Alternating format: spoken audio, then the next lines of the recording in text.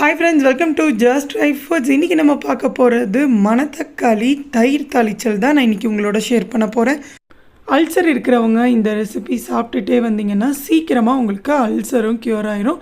வாங்க இந்த மணத்தக்காளி தயிர் தாளிச்சலை எப்படி செய்கிறதுன்னு பார்த்துடலாம். இப்போ தேவையான பொருள் பார்க்கலாம்.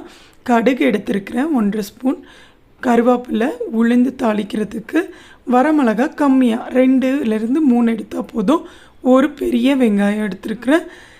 தயிர் சாதத்தில் எப்படி போமோக்ரேனேட் போடுறோம் அதை மாதிரி இதுக்கு போமோக்ரேனேட் போட்டு சாப்பிட்டிங்கன்னா அவ்வளோ நல்லாயிருக்கும். மணத்தக்காளி காய் 1 கப் எடுத்து வச்சுருக்கேன். தயிர் 2 கப்பு கட்டி தயிர் எடுத்து வச்சுருக்கிறேன். வாங்க எப்படி ப்ரிப்பேர் பண்ணுறதுன்னு பார்த்தரலாம். கடாயில் 2 டேபிள் ஸ்பூனாக ஆயில் ஆட் பண்ணிக்கோங்க. ஃபஸ்ட்டு கடுகும் உளுந்து மட்டும் ஆட் பண்ணி, கடுகு நல்லா பொரிஞ்சதுக்கப்புறம் உளுந்து ஆட் பண்ணிவிட்டு லைட் ப்ரௌன் கலர் சேஞ்ச் ஆகிற வரைக்கும் வெயிட் பண்ணுங்கள். ஆனதுக்கப்புறம் நம்ம எடுத்து வச்சுருக்கிற தக்காளி ஆட் பண்ணிவிட்டு